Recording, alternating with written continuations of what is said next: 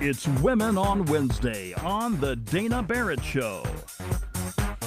It is Women on Wednesday, and it is almost time for the Super Bowl in Atlanta, less than a month away. We will be hosting the Super Bowl. It's going to be, for most, a fun time and a big party, but unfortunately, it is also a time in the city when there will be a lot of sex trafficking going on, something I wish that we did not have to talk about, but we do. So joining us today to talk about it is Mary Frances Bowley. She is the founder and executive director of Wellspring Living. Mary Frances, thank you for being here. Oh, thank you, Dana, for having me. It is a pleasure. I wish it was under different circumstances. Right. I know you do as well. For people who don't know much about sex trafficking and what you do, talk a little bit about Wellspring Living first. Absolutely. Wellspring Living started in 2001, providing services for girls and women who have experienced trafficking. And our goal is to provide a residential place that's safe, but also has the trauma-informed care and life skills that are needed so that she can actually have a new life. We also provide community-based services for women to get them into employment, as well as we're working embedded in the Atlanta school system at Crim High School, helping students who may be going to school and trafficking can be happening as a student, or they're at risk. So we have therapists and social workers there bringing together all this care that they need so they can be safe. So I almost don't want to ask this, but what do the statistics look like? What kind of numbers are we talking about in terms of the state of Georgia? So in the state of Georgia, the statistic that people share a lot is that 100 girls a night are being trafficked. And that means underage.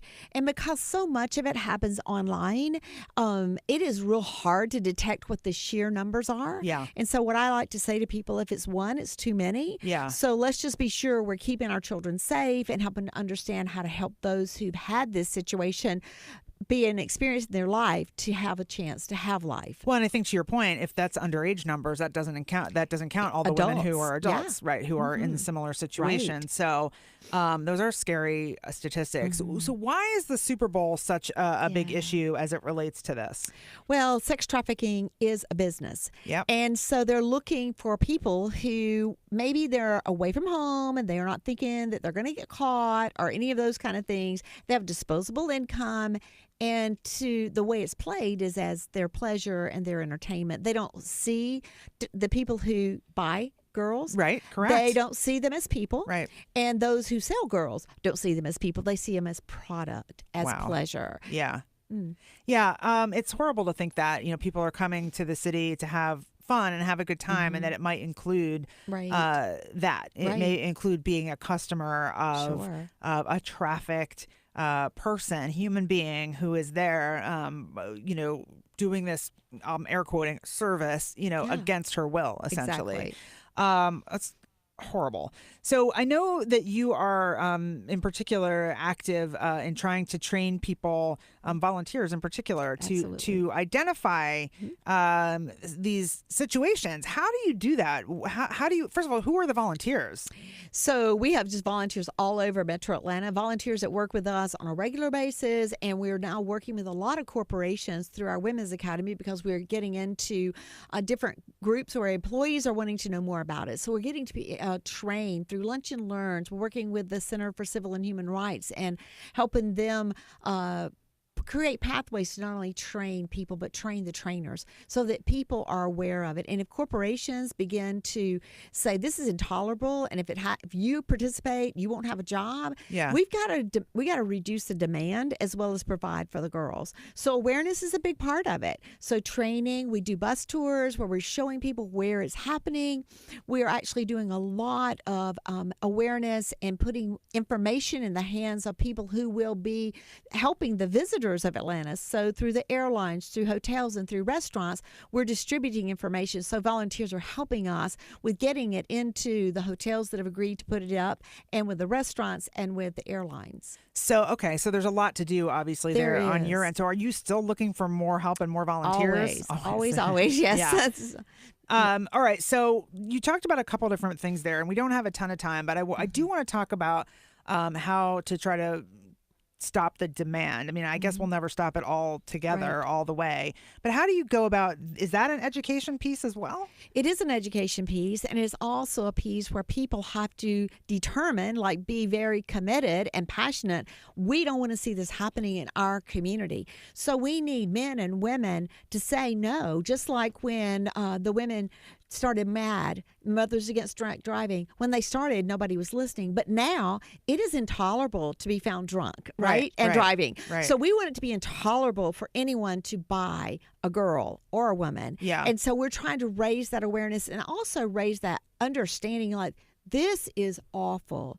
No one should have to go through the kinds of things that we know we've seen our girls and women go through. Right. So essentially you're saying, if there's a group of guys standing around and they're approached by someone, hey, you want a good time? We've got girls, that if even one guy in the group says, that's gross, no, to his buddies and shames them, then maybe that helps. It helps. It helps. Yeah. Okay.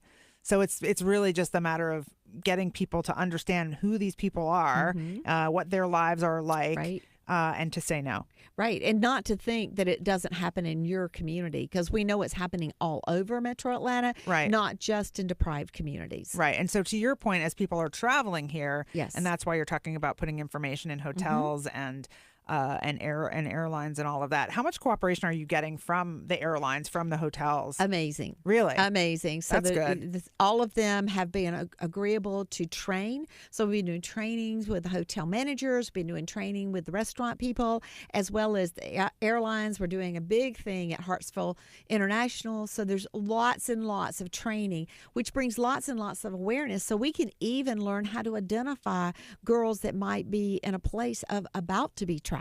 Wow. So it's all about opening our eyes, looking and being aware of what's going on, keeping our children safe. And if you see something, please report it. Mary Frances, we just have a few seconds left, really. But for the listeners, as we approach the Super Bowl week in particular, what should they be, maybe they're going to go down and participate in some of the events in and around that week. What should they be looking for? So if you see a girl with an older man and it's not their father, and you can pretty much tell if they're kind of having control over them, you need to report it. So 911, you tell the police, they know what to do with it. You don't intervene. If you see someone that's kind of homeless or on the street and they're underage, that needs to be reported. Okay. If you see someone treating a woman or a girl with a type of violence or control, they're probably being trafficked. And so being aware in saying something is a way to prevent it as well. We can all do that. And 911 is the way to go. Yes. Okay. So you see something that take a chance. You don't worry about calling in something that's wrong. You're better off calling in something that's wrong. You don't have to be the policeman or the investigator. You just be the reporter. Okay. Be the reporter, 911. Mary Frances Bowley, thank you so much for everything you do and for sharing great information with us. We really, really appreciate it. Thank you, Dana.